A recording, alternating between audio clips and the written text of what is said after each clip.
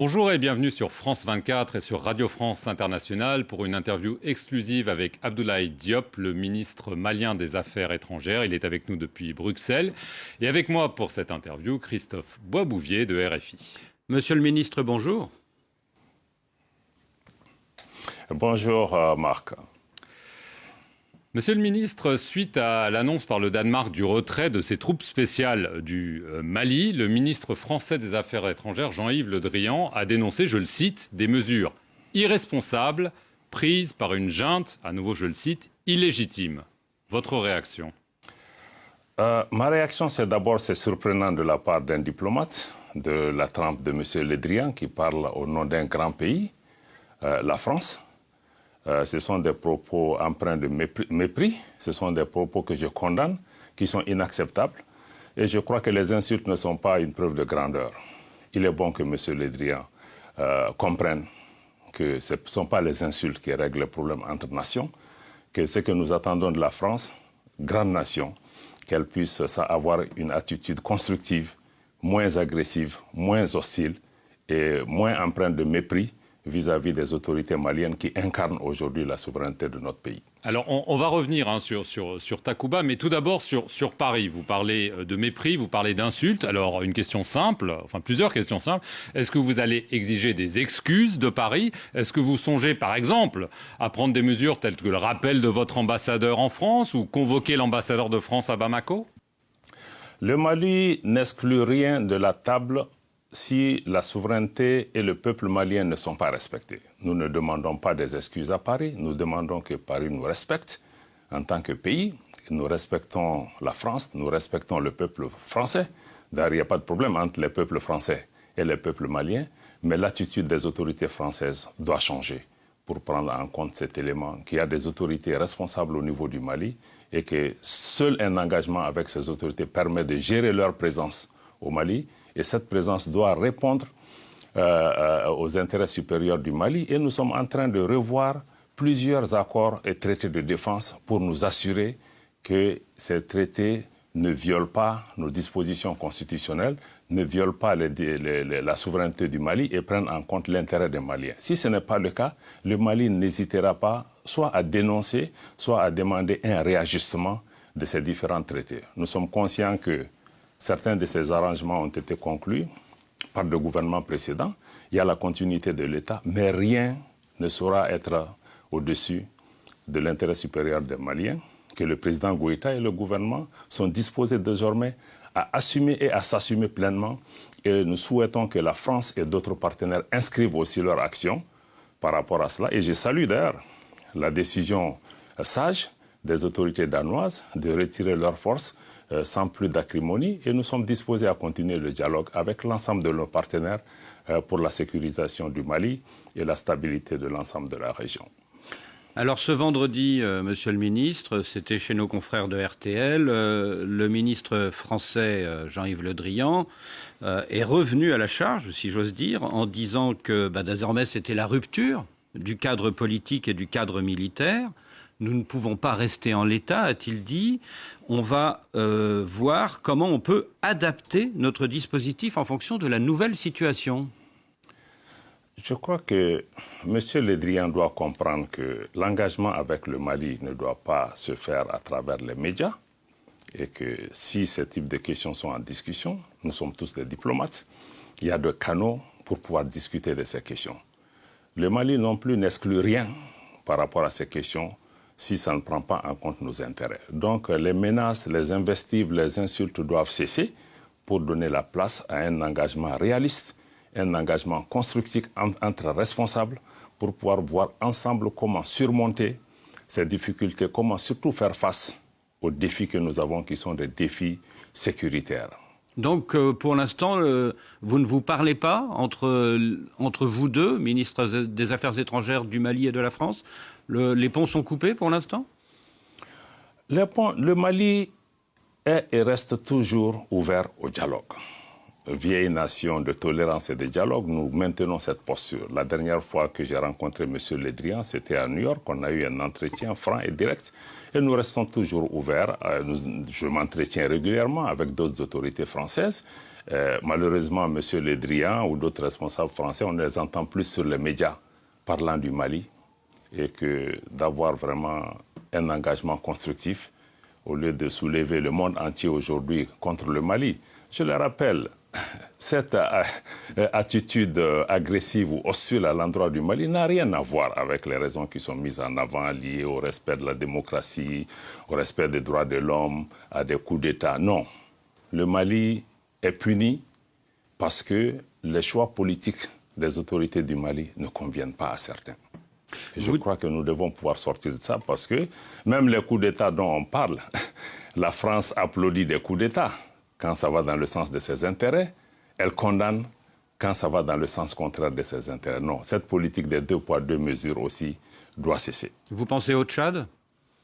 Je ne pense absolument rien. Et il y a eu beaucoup de pays où il y a eu des situations, il y a eu des politiques de 2 poids 2 mesures, et de la France et même de nos organisations africaines.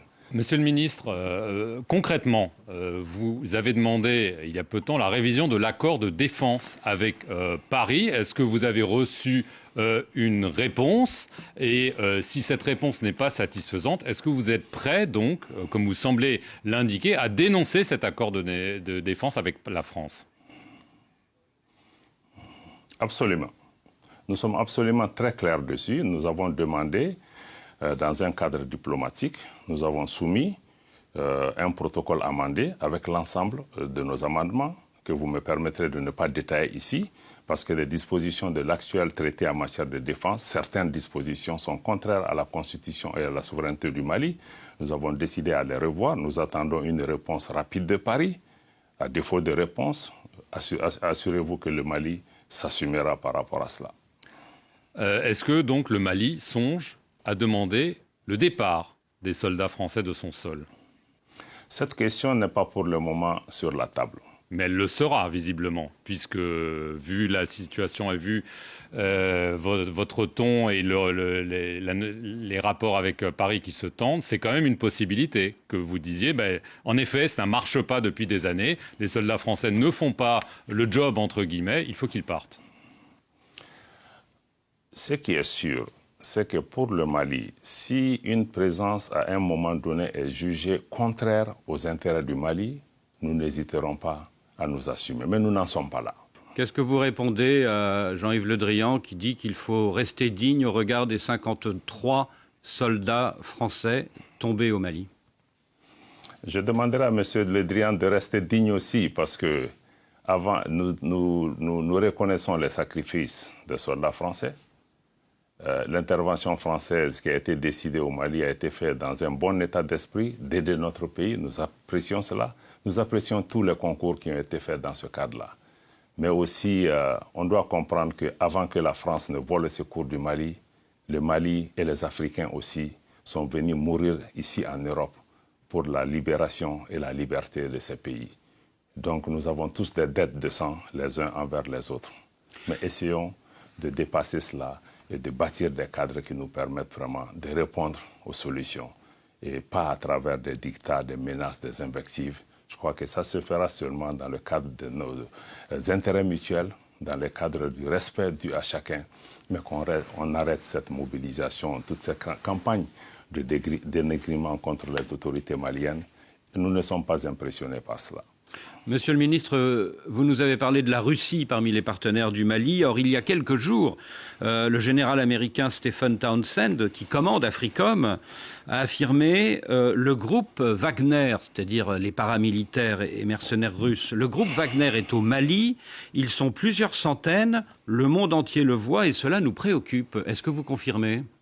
Encore une fois, je ne suis pas plus impressionné. Vous savez, c'est la même Amérique, notamment à travers le général Colin Powell, qui, au Conseil de sécurité des Nations Unies, a montré des photos satellitaires et des preuves au monde entier qui nous ont tous convaincus que l'Irak dépose d'armes de destruction massive. La suite de l'histoire, vous la connaissez, elle était totalement fausse. Donc ce sont des mensonges? Ça a été mené à ce pays, absolument. Et pourtant, le commandant américain d'AFRICOM ajoute que Wagner bénéficie du soutien d'avions de l'armée russe pour son déploiement. Ce que je peux vous dire et que nous avons dit de façon constante, le gouvernement du Mali a fait un communiqué absolument très clair sur la question. La coopération avec la Russie est une coopération historique. Notre coopération avec la Russie est une coopération d'État à État. Le Mali ne s'adresse qu'au gouvernement russe qui répond à nos sollicitations avec une grande célérité, une grande efficacité. Les 7 derniers mois, les équipements et les fournitures qui ont été acquis via cette coopération n'ont jamais été, ce type d'investissement n'ont jamais été faits au cours des 15 ou 20 dernières années. Le problème du Mali n'est pas Wagner. Le problème du Mali, c'est un problème d'apporter la sécurité aux Maliennes et aux Maliens. C'est notre responsabilité. Et nous ferons tout ce qui est nécessaire, conformément à nos lois et conformément aux traités internationaux pour pouvoir répondre à cela. Et nous souhaitons que les autres qui sont en train maintenant de faire toute cette campagne autour de Wagner, qui prennent un peu de recul, qui viennent voir avec le Mali quel problème sécuritaire vous avez et quelle peut être notre contribution à pouvoir résoudre. Je pense que c'est ce dialogue que nous attendons de nos partenaires. Depuis le 9 janvier, Monsieur le Ministre, votre pays est lourdement sanctionné par vos voisins de la CEDEAO. Mais dans un communiqué, hier, la CEDEAO dit attendre de vous un calendrier raisonnable et réaliste pour la tenue des élections. Elle ajoute que les sanctions seront levées progressivement sur la base de ce chronogramme et de sa mise en œuvre. Est-ce pour vous une petite ouverture? Cette politique de sanctions, il faut qu'on sorte de cela. Le Mali, ce dont nous avons besoin, c'est l'accompagnement, c'est l'écoute, c'est le dialogue, c'est la compréhension. Aujourd'hui, si les sanctions contre le Mali, qui sont les actions au-delà de la normale, étaient efficaces, il ne se serait pas passé ce qui est en train de se passer au Burkina. Monsieur le ministre, on comprend qu'il y a en effet un dialogue sur ce fameux chronogramme. Vous aviez proposé initialement 5 ans, puis 4 ans. Le président algérien, vous avez parlé de l'Algérie, Abdelmajid Tebboune, lui propose une transition qui dure 16 mois au maximum. Est-ce que pour vous, ça c'est une option viable, c'est un compromis possible, de façon très concrète? Nous restons ouverts pour pouvoir convenir de la période la plus appropriée et qui prenne en compte l'intérêt supérieur du Mali. Mais 16 mois, c'est possible. Qui prenne en compte les exigences. Je dis que toutes les options, nous sommes ouverts à examiner tout ça. Je ne peux pas, à votre micro, répondre à cette question. C'est l'objet des consultations qui sont en cours. Nous ne nous focalisons pas sur une durée de 16 mois, 2 ans ou 3 ans à ce stade, mais nous voulons qu'on regarde ensemble qu'est-ce qui est prévu, qui est important pour le Mali, qui est important pour le peuple malien, qui est sorti, qui a montré qu'aujourd'hui, on ne peut pas faire juste des élections et tourner le dos. Si on est d'accord sur ça, nous sommes ouverts. Si le temps que le Mali propose est trop long, si des partenaires dans la discussion arrivent à nous convaincre d'une durée moindre, il faut qu'on regarde quels pas les partenaires doivent faire pour aider le Mali à pouvoir faire les choses dans une durée relativement plus courte que ce qui a été demandé. Vous dites, Monsieur le Ministre, que le coup d'État au Burkina Faso prouve l'inefficacité des mesures CEDEAO contre votre pays. Est-ce à dire que quand vous avez appris ce coup d'État lundi dernier, vous avez applaudi, vous vous êtes senti moins seul? Nous n'avons pas applaudi. Vous savez, toute rupture de l'ordre constitutionnel n'est pas normale. Et c'est des situations qui rappellent aussi, qui d'abord créent de l'inquiétude et de l'incertitude par rapport à l'avenir de ces pays. Mais en même temps, il faut comprendre que les coups d'État eux-mêmes viennent souvent des problèmes de gouvernance qui n'ont pas été traités ou qui n'ont pas été bien traités. Dans le cas particulier du Burkina, comme dans celui du Mali, qui est aussi emblématique de la situation de l'ensemble du Sahel, le traitement des questions sécuritaires et les réponses qui ont été apportées sont aujourd'hui des questions qui préoccupent nos populations. Nos populations sont exaspérées par cette insécurité qui ne fait que grandir et demandent des résultats au pouvoir politique, demandent des résultats aux militaires. Je ne suis pas fondé de donner une appréciation sur ce qui se passe au Burkina. Je fais confiance au génie du peuple burkinabé pour pouvoir apporter des réponses. Nous sommes un voisin, nous demeurons solidaires du combat du peuple burkinabé, mais notre préoccupation, c'est de répondre aux besoins des Maliens. Nous restons ouverts à cheminer avec l'ensemble des peuples de la région et de l'ensemble des peuples africains qui partagent notre vision. Alors, est-ce que vous avez pris attache avec les militaires désormais au pouvoir à Ouagadougou? Est-ce que, par exemple, les colonels Goïta et Damiba se sont parlé? Personnellement, je n'ai pas d'informations à ce niveau, mais le Mali parle à tout le monde. Nous parlons à tous nos frères quelles que soient les conditions dans lesquelles ils se trouvent, parce que nous partageons les mêmes frontières, nous avons des destins communs, et nous pensons que seulement c'est dans le dialogue et la concertation que nous pouvons trouver des solutions, loin de nous toute idée de donner des leçons à qui que ce soit. Et d'un mot, Monsieur le Ministre, il nous reste quelques secondes. Pensez-vous qu'après ce troisième coup d'État dans un pays de la CEDEAO, eh bien, cette CEDEAO, va devoir changer d'attitude à votre égard? Nous l'espérons. Nous l'espérons, parce que c'est ce que nous essayons d'expliquer. Nos organisations, la CEDEAO ou l'Union africaine, ils doivent changer de logiciel de notre point de vue, qu'on doit sortir un peu de ces manuels, de ces playbooks qui disent un peu quand il y a un coup d'État, bon, on sort, on condamne, on fait un sommet extraordinaire, on donne 5, 6, 7 mois. Les situations sont différentes, les problèmes sont différents. Et qu'on prenne le temps de regarder, qu'on regarde seulement qu'il n'y a pas que le coup d'État à gérer. Il y a des changements anticonstitutionnels qui se passent dans nos pays où nos organisations restent les bras croisés. Elles ne font rien pour faire face à cela. Et aujourd'hui, c'est ce même traitement de la géométrie variable qui pose problème. Donc nous devons évaluer l'ensemble de nos dispositifs de réponse à ces changements anticonstitutionnels, coup d'État militaire ou coup d'État civil, pour pouvoir apporter des solutions. Soyons à l'écoute des populations. Dans le cas du Mali, nous avons vu les populations qui sont sorties massivement pour rejeter cette politique de la CEDEAO. Nous avons vu aussi dans l'ensemble des capitales, beaucoup de pays africains, la jeunesse est sortie pour dire ce qu'elle veut. Prenons le temps nécessaire d'écouter nos jeunes, prenons le temps d'écouter les préoccupations de nos populations et de trouver entre Africains les moyens nécessaires. Et nous dénonçons encore une fois aujourd'hui l'instrumentalisation de nos organisations régionales à d'autres desseins inavoués, qu'on laisse les Africains eux-mêmes trouver les moyens, des solutions africaines à nos problèmes. Et nos partenaires sont toujours les bienvenus. Mais je crois que leur contribution n'aille pas au-delà, parce qu'ils ne sont pas membres de ces organisations. Merci, Monsieur le Ministre, d'avoir répondu à nos questions. Et merci à vous de nous avoir suivis sur nos deux médias, France 24 et Radio France Internationale.